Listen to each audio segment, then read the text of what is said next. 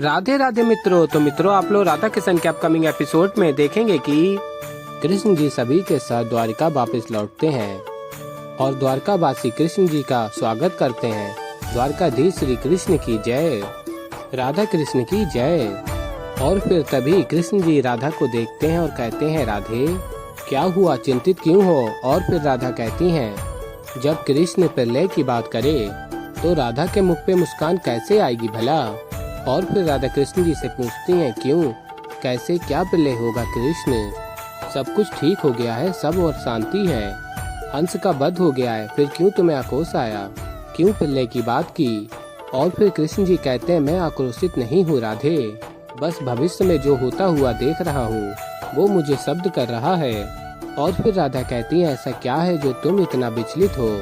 और फिर कृष्ण जी कहते हैं, शांति, ये स्थिरता, सब कुछ ये अचानक से इतना शांत हो जाता है, इसका मात्र एक ही अर्थ है कि आगे एक बहुत बड़ा चक्रवात आने वाला है।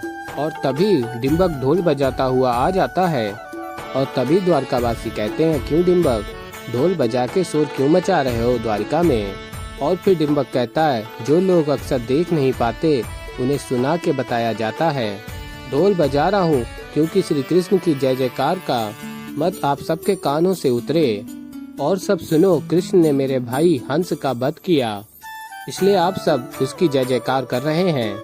आप सब में से किसी में साहस है तो जाकर पूछिए कृष्ण से कि मेरे भाई हंस का क्या दोष था, क्यों उसका वध किया गया? और फिर कहता है डिम्बक, यदि वो अपनी शक्तियों का दुरुपयोग का दोषी है तो क्या वो महादेव दोषी नहीं, जिन्होंने हंस की पात्रता की जांच किए बिना ही उसे वरदान और अस्त्र दे डाले? यदि महादेव जानते थे कि उनके वर का उचित उपयोग नहीं करेंगे हम, तो क्यों दिए ये अस्त्र? कृष्ण का क्रोध केवल हम असुरों पे ही क्यों, महादेव पर क्यों नहीं? और फिर तभी द्वारकावासी कहते हैं, बात तो ठीक ही है इसकी, यदि महादेव ने रक्षा का वर दिया था तो श्री कृष्ण कैसे मार सकते हैं उसे? यदि हंस अनुचित है तो महादेव भी दोषी हैं इसमें। और फिर आगे आप लोग देखेंगे, महादेव कहते हैं, आपने मेरे वर का अनादर किया है, आराध्य, मैं आपसे अपने प्रश्नों के उत्तर मांगने आ रहा हूँ। और तभी देवी पार्वती कहती है, महादेव आपके प्रति सबका दृष्टिकोण बदल रहा है, मैं बस आशा करती हूँ कि आपके प्रति श्री कृष्ण के मन में कोई बदलाव ना आए, नहीं तो प्रलय आ जाएगा। मैं बस यही आशा करती हूँ कि श्री कृष्ण से आपकी वार्ता लाभप्रद हो। और फिर आगे आप लोग देखेंगे, इंद्रदेव कहते हैं, महादेव कितने भी क्रोधित क्यों ना हो और वो भले ही श्री कृष्ण से मिलने क्यों ना जा रहे हो, कदाचित ये उन्हें ज्ञात है जो कुछ भी हो रहा है उसमें उनका कम दोष नहीं, इसलिए वायुदेव अब केवल एक ही आशा है, श्री कृष्ण महादेव को समझा पाए कि उन्हें भविष्य में ऐसा नहीं करना है। और फिर मित्रों, आप लोग आगे देखेंगे कि डिम्बक कहता है, सुन लिया आप सबने द्वारकाधीश का मौन, मुझे आप सबको बताना था, बता दिया, अब प्रयास करना मुझे बस न्याय चाहिए। और फिर मित्रों, आप लोग आगे देखेंगे कि डिम्बक कहता है, महादेव आपका भक्त प्रस्तुत है, और कहता, चिंता ना कीजिए महादेव, मांगने अवश्य आया हूँ, पर वर नहीं, अपने प्रश्नों के उत्तर। सारी सृष्टि, सारे ब्रह्मांड के सामने अपना तर्क रखना चाहता हूँ महादेव कि जो आपने किया वो अनुचित है। जिस वर का कोई उपयोग ही नहीं तो उसे मैं अपने पास रखकर मैं क्यों अपने कांधे का बोझ बढ़ाऊं महादेव? आपका दिया हुआ सुरक्षा वर मेरे भाई की रक्षा नहीं कर सका, इसलिए मैं चाहता हूँ कि आप मुझसे मेरा वर वापस ले लीजिए महादेव। यदि आप अपने वर का मान नहीं रख सकते, रक्षा नहीं कर सकते, तो मुझे कोई आवश्यकता नहीं आपके वर की। और फिर मित्रों, आप लोग आगे देखेंगे कि महादेव आ जाते हैं और तभी डिम्बक कहता है, मौन क्यों है महादेव, या तो उत्तर दीजिए या तो अपना वर वापस ले लीजिए। और फिर महादेव कहते हैं, तुम दोनों ने तपस्या करके मुझसे वर मांगा था और उस तपस्या के फलस्वरूप मैंने वरदान देकर अपना कर्म निभाया था। और डिम्बक, अब यदि तुम्हें उस वर का कोई उपयोग नहीं करना है तो ये तुम्हारी समस्या है, मैं इस विषय में कुछ नहीं कर सकता।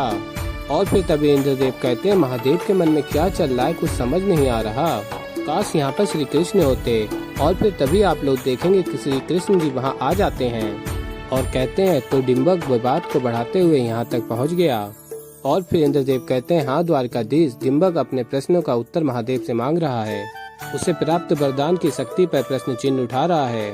उसे लौटाना चाहता है, किंतु महादेव अपने वरदान को वापस नहीं लेना चाहते। तो अब आप ही बताइए द्वारकाधीश, क्या ये उचित है? और फिर तभी महादेव कहते हैं, इसमें द्वारकाधीश क्या करेंगे? और कहते हैं, वर देना ना देना मेरे अधिकार क्षेत्र में है और मैं अपने दिए हुए वरदान को किसी भी अवस्था में वापस नहीं लूंगा। और वैसे भी द्वारकाधीश इस वर के विषय में कह भी क्या सकते हैं, जबकि इन्होंने स्वयं मेरे दिए हुए वर का मान नहीं रखा। और तभी श्री कृष्ण जी कहते हैं, मुझसे क्रोधित है आराध्य। और तभी महादेव कहते हैं, क्रोधित नहीं व्यतीत हूँ आराध्य, जिसका आप सबसे अधिक मानकर यदि वही आपके वर का मान न रखे तो कैसा लगेगा? हंस मेरे वर से सुरक्षित था, आपने उसका संहार क्यों किया द्वारकाधीश? और फिर कृष्ण जी कहते हैं, आराध्य हंस की मृत्यु निश्चित थी, यही नीति थी आराध्य, और कोई विकल्प नहीं था। और कहते हैं, कृष्ण जी आप कृपा करके अपना वर वापस लौटा लें। और फिर महादेव कहते हैं, क्या समझाने का प्रयास कर रहे हैं आप?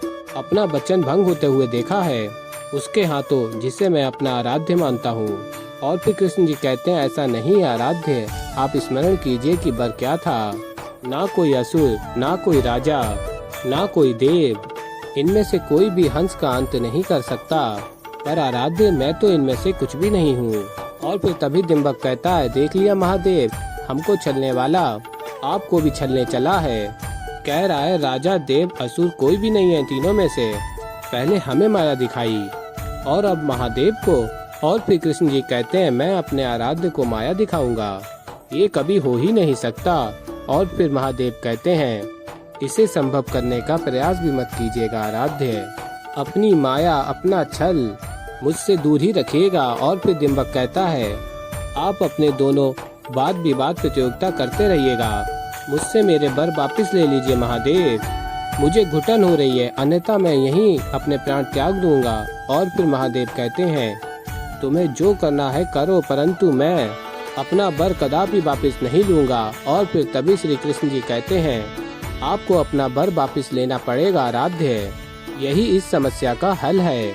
और फिर महादेव कहते हैं, हल बताते हुए कदाचित आप ये भूल रहे हैं, त्रिदेव में से एक देव मैं भी हूँ, समय चक्र के 3 पहियों में से एक पहिया मैं भी हूँ।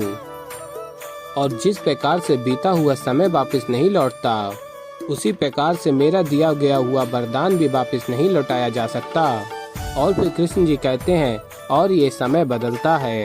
और कहते हैं, कदाचित आप ये भूल रहे हैं आराध्य कि जिस समय चक्र के आप पहिए हैं, उस समय चक्र की मैं धुरी हूँ, इस सृष्टि का पालन करता हूँ मैं, और सृष्टि के संचालन में आपका ये वर बाधा बन रहा है। और मेरा कर्तव्य है कि मैं इस बाधा को मार्ग से हटाऊं। आपको इस वर को वापस लेना होगा, अन्यथा। और तभी महादेव कहते हैं, अन्यथा क्या? और फिर श्री कृष्ण जी कहते हैं, अन्यथा आप मेरे क्रोध को निमंत्रण देंगे। और तभी महादेव कहते हैं, आपके क्रोध को मैं निमंत्रण दूंगा आराध्य। और फिर तभी महादेव कहते हैं श्री कृष्ण से, तो क्रोधित तो मैं भी हूँ आराध्य, यदि आप मेरे आराध्य हैं तो मैं भी आपका आराध्य हूँ। और मुझे ये कहने से पूर्व आपको ये स्मरण रखना चाहिए कि जब महादेव क्रोधित होते हैं तो वो स्वयं महाकाल बन जाते हैं। और फिर तभी कृष्ण जी कहते हैं, मैं यहाँ आया तो था आराधक बनके, पर आपने पद स्मरण करवा दिया, अब सेवक बनकर नहीं संचालक बनकर ही वार्ता करूँगा। और फिर तभी कृष्ण जी अपने श्री हरि के रूप में आ जाते हैं। और फिर आगे आप लोग देखेंगे, इंद्रदेव कहते हैं, महादेव श्री हरि कृपा कर शांत हो जाइए, इस सृष्टि में जब भी कोई समस्या आती है हम सभी उसके निवारण के लिए आप दोनों के पास आते हैं और आप दोनों मिलकर उसका समाधान करते हैं। और आज अगर आप दोनों का समाधान भी समस्या बन जाए तो फिर क्या होगा प्रभु? संसार को मार्ग दिखाने वाले आप दोनों आज क्यों एक दूसरे का मार्ग रोककर खड़े हैं प्रभु? और फिर महादेव कहते हैं, अब तो देर हो गई है इंद्रदेव, अब तो बात बढ़ गई। और कहते हैं, मेरा और नारायण का मार्ग अब अलग है। और फिर इंद्रदेव नारायण से कहते हैं, और तभी नारायण कहते हैं, महादेव बात बढ़ा चुके हैं। और फिर मित्रों आप लोग आगे देखेंगे कि महादेव और नारायण एक दूसरे से युद्ध कर रहे होते हैं। तो ऐसे ही मित्रों आगे और भी बहुत कुछ देखेंगे आप लोग। तो अभी के लिए इस वीडियो में इतना ही। तो तो मित्रों चैनल पे नए हो तो चैनल को कर लीजिएगा सब्सक्राइब, वीडियो पसंद तो वीडियो कर दीजिएगा लाइक। मैं मिलता हूँ जल्दी एक नई वीडियो के साथ, तब तक के लिए राधे राधे।